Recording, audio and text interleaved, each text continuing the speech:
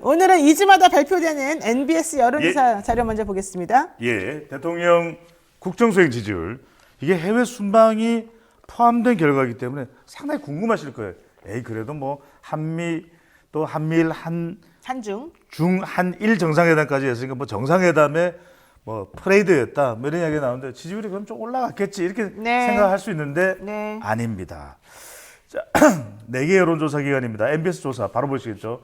긍정평가 29%로 직전 조사 2주 전 조사보다 2%포인트 내려왔습니다. 그러니까 이태원 참사에도 꿈쩍하지 않았던 윤석열 대통령 지지율 해외 순방 갔다 왔는데 오히려 지지율 더 내려가고 부정평가는 2%포인트 더 올라가는 결과로 나타났습니다. 그렇군요. 저번에는 대통령 순방 가기 전에는 30%대에서 조금 더 올라갔다 이런 얘기 좀 나왔었는데 오히려 이제는 순방만 갔다 오면 다 떨어지는군요. 그렇죠. 자, 그런데 제가 깜짝 놀란 게 있었습니다. 모닝 컨설트라고 하는 미국의 여론조사 기관에서 세계 각국의 정상들에 대해서 각 나라 사람들의 지지를 얼마나 하고 있냐 알아보잖아요. 맞습니다. 23개국, 22개국, 23개국. 22개국, 23개국. 근데 우리나라 대통령 16%가 나왔어요, 지지율이. 최하위일걸요, 아마? 아니, 최하위도 문제지만 10%대라는 게 너무 깜짝 놀라지 않습니까? 이전에도 그런 결과가 나왔습니다. 모닝 컨설팅이 아니고 모닝 컨설트인데 그러니까 미국을 포함해서 일본까지 인도까지 다 이제 각국 정상의 지지율을 조사합니다. 그런데 윤석열 대통령이 거의 최하위입니다. 꼴찌입니다. 그러니까요. 그러니까 이게 똑같은 조사 방식, 거의 비슷한 조사 방식이거든요. 각국의 비교가 되는 거죠.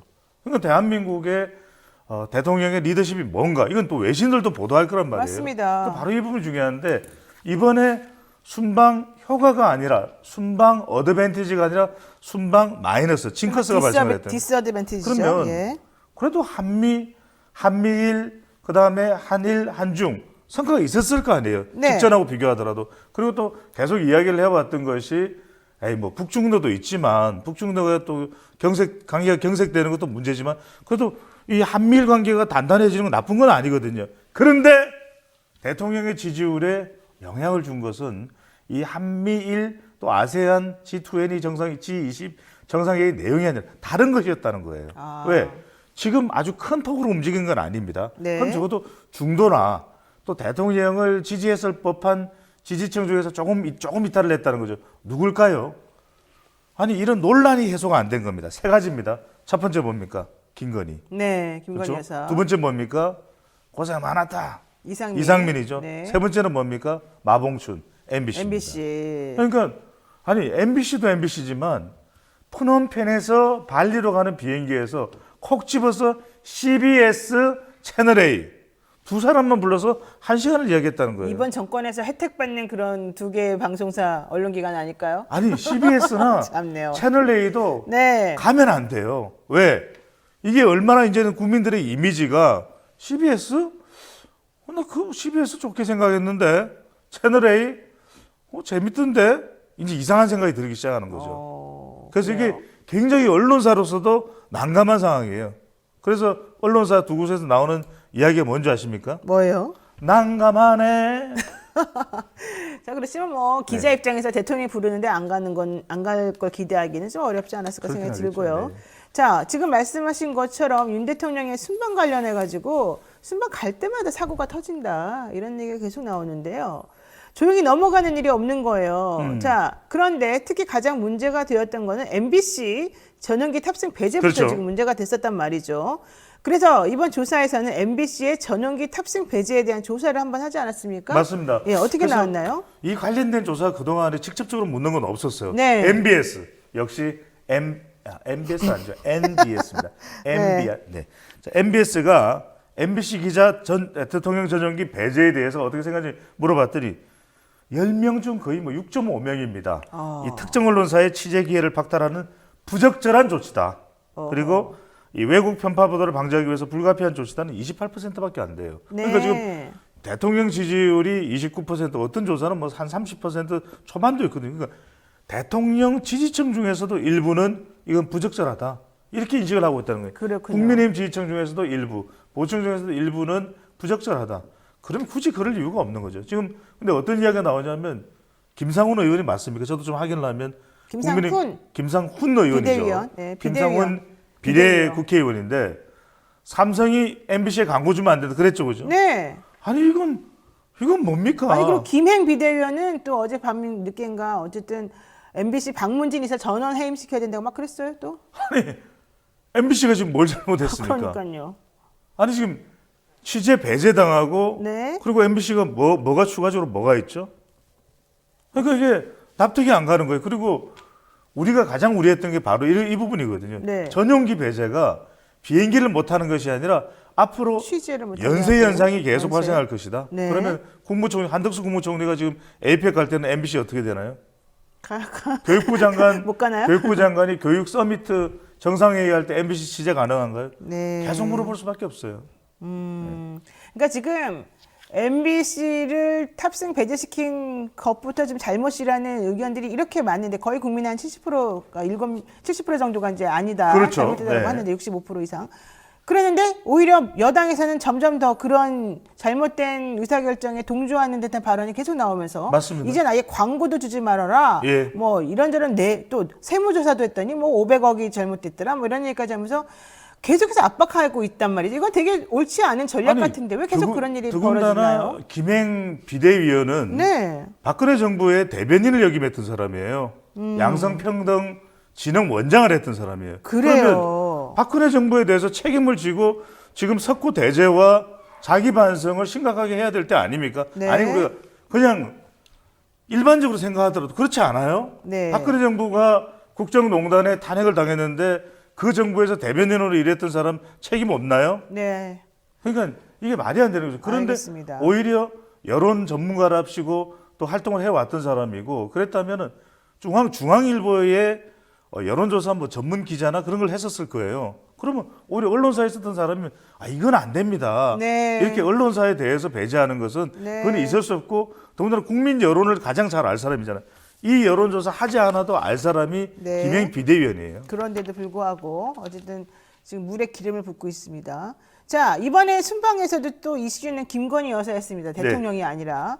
김건희 이슈 사실은 대통령에게 좀 부적절한 혹은 부정적 영향을 미치고 있는 것으로 보이는데 앞으로 계속 될까요? 왜냐하면 좀 이번에 순방에서 돌아오는 비행기에서 두 분의 모습을 보니까 혹시 부부싸움 하신 거 아닌가 이런 걱정이 들 정도로 내리자마자 서로 따라붙게 막 찢어져서 가더라고요. 자, 지금 이게 굉장히 중요한 내용입니다. 네. 자, 온 국민이 보고 있는 장면이에요.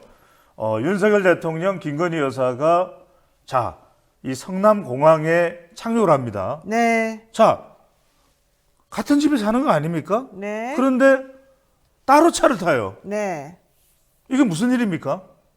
그래서 지금 나오는 이야기가 계속해서 심지어는 착륙 장면에서도 뭔가 의혹이 제기되는 거죠. 네. 대통령은 어디로 가고 왜 김건희 여사랑 같이 차를 탑승하지 않았을까? 두 사람이 싸웠나? 무슨 또 불화가 있나? 윤석열 대통령이 다른 일이 있나? 그런데 여기서 중요한 건 뭐냐면 왜 김건희 여사에 대해서는 뭐만 하면 계속해서 끊임없이 부정적일까 궁금하시잖아요. 그죠? 네. 그게 왜 그러냐면 첫 번째 이유는 대선 때부터 계속 이어져 오는 겁니다.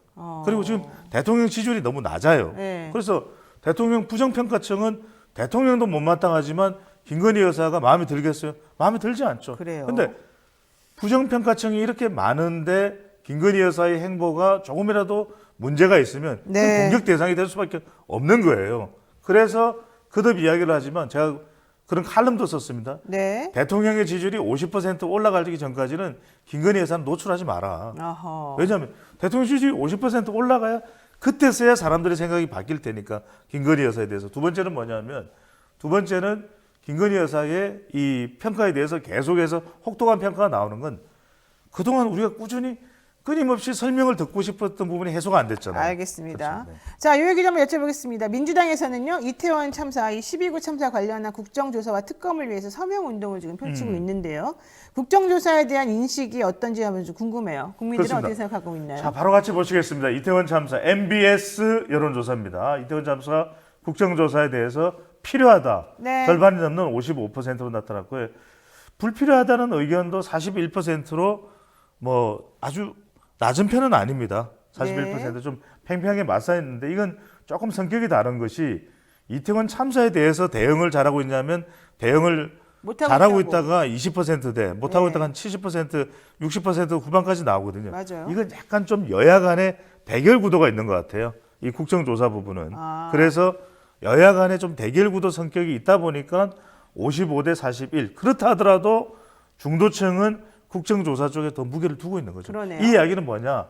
경찰이 경찰을 수사한다는 것에 대해서 선뜻 이 설득성 또 수용성 공감성이 확보되기가 쉽지 않습니다. 네, 그러니까 정부가 이태원 참사에 대해서 대응을 잘 못하고 있다고 생각을 하지만 네. 국정조사를 해야 되느냐 말아야 되느냐에 대해서는 좀 지켜봅시다라는 의견도 좀 있다는 거. 그럼에도 예. 불구하고 어쨌든 과반이 넘는 사람들은 국정조사가 필요하다고 얘기하고 그렇죠. 있다는 네. 거죠.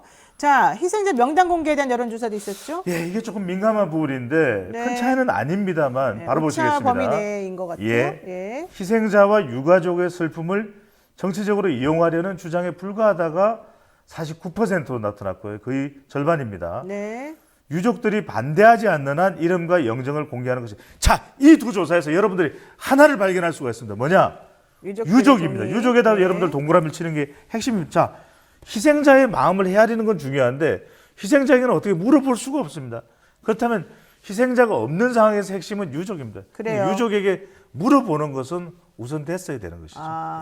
자, 정당 지지도도 한번 보겠습니다. 예. NBS 조사상으로 윤 정부 출범 이후 처음으로 이건 MBS 조사상이죠? 다른 그렇습니다. 여론조사에서는 아니었던 걸로 알고 있는데 어쨌든 윤 정부 출범 이후 알아보시죠. 처음으로 네. 민주당이 국민의힘에 앞섰다 이거네요. 예, 그렇습니다. 지금 국민의힘이 쭉 앞서오는 조사가 조금이라도 지속되어 왔던 그러네요. 것이 MBS 조사의 또 특징이기도 했습니다만 2주 간격으로 실시가 되니까 여기 다 갤럽과의 차이는 뭐냐면 갤럽은 유선이 들어가요. 근데 이건 무선이 됩니다. 무선이죠. 예. 자, 무선인데 이 조사 결과 보시면 자, 아주 큰 폭의 이 차이는 아니지만 더불어민주당 33%, 국민의힘 30%입니다. 이것 역시 오차 범위 내인 것 같습니다. 그렇습니다. 대통령 지지율이 내려갔고 그 내려간 것과 동시에 국민의힘 지지율도 내려갔고 더불어민주당은 역으로 올라갔다 이렇게 해석을 할 수 있습니다. 정의당은 4%뭐 계속 똑같은 예, 정의당은 지금 같습니다. 거의 역할을 지금 못하고 못하고 있는 있다. 상황으로 봐야 되겠죠. 자, 이재명 대표의 최측근인 정진상 실장 이 검찰이 4가지 혐의를 두고 조사를 했는데 수사를 했는데 정 실장은 다 전면 부인하고 있습니다만은 어쨌든 검찰에서는 수사를 마무리하고 영장 실질 심사까지 지금 신청해서 오늘 나올 예정입니다. 어떻게 봐야 될까요? 저는 그래서 이제 지금 굉장히 조사를 서두르고 있다. 뭔가 좀 예정된 수순으로 가고 있는 거 아니냐 이런 이야기가 나오는데 무조건 기소할 거니까. 예, 기소할 뭐 거니까 예상돼 있는 건데. 어떤 결과가 나오느냐가 중요할 텐데 뭐 구속이 되든 안 되든 그건 이제 법원에서 결정을 하겠죠. 노영희 진행자는 또 법조인이니까 구속이 만만치 않은 것. 근데 여기서 핵심은 이거예요. 네. 지금 왜냐하면 노웅래 민주연구원장까지도 압수수색하는 상황이거든요. 여러분 잘 그렇죠. 보십시오. 계속해서 제기될 수밖에 없는 문제가 아니 이재명 대표가 수사 받아야 되겠으면 수사 받아야 되겠죠. 근데 전체적인 흘러가는 지금 검찰의 수사의 그림을 보면 여러분들 3가지가 충족되는지를 보세요. 하나는 뭐냐? 하나는 첫 번째는 투명성이에요. 투명성. 네. 두 번째는 형평성입니다. 자, 그러면 노웅래 의원이 이 선거 때나 최고위원 또 전당대회 때 이러저런 문제가 있어. 그러면 국민의힘은 다 깨끗한가요? 명명백백히 깨끗한가요? 그러니까 이걸 또 사람들은 궁금하고 의혹을 제기할 수밖에 없는 겁니다. 마지막에 뭐냐면 근거성이에요. 이게 진술이라는 건 어떻게 될지 모릅니다. 왜? 1년 전에 이야기를 안 하던 사람이 지금 또 입을 열고 있고 지금 입을 여는 사람이 1년 뒤에 또 어떤 식으로 이야기할지 모르는 겁니다. 그러니까 3가지. 그러니까 그렇지 않으면 검찰 수사가 정당한 수사에 대해 수사냐 정당한 수사에 대한 도전을 받을 수밖에 없다. 네. 그래서 중요한 건 투명성, 형평성, 그다음에 이 증거성이 확보돼야 된다는 거죠. 그러니까 결과적으로 지금 정진상 실장에 대해서 이번에 영장 실질 심사 결과가 주목을 받는 이유나 내지는 검찰의 수사가 제대로 됐냐 계속해서 들여다보는 이유는 그렇죠. 결국 그 끄트머리의 목표치는 이재명 이재명 대표이기 대표죠. 때문이잖아요. 그럼요. 그럼 지금 이재명 대표를 향한 이 검찰의 전방위적인 압박 혹은 수사 방식 이런 것들을 국민들이 과연 어떻게 생각할까? 이게 그렇죠. 되게 중요할 것 같습니다. 이게 핵심이에요. 짧게 말씀드리면 네. 시간이 없으니까 네. 이재명 대표 수사하라 이거예요. 국민들도 수사하라. 그런데 제대로 제가 말씀드렸던 대로 이것을 정치적 수사를 하지 말고 의혹이 있다면 그 의혹을 밝히는 것이다. 그런데 그게 아니라 네. 정치적 수사 성격으로 가면 뭐가 불죠? 역풍이 부는 거죠. 알겠습니다. 네, 오늘 우리 또 이 배종찬 수사님과는 여기까지 정리를 해야 될 것 같습니다. 정말 다이나믹한 이 여론 결과를 우리가 좀 들었습니다. 기운이 예. 쫙 빠지네요. 오늘 말씀 고맙습니다. 예. 감사합니다.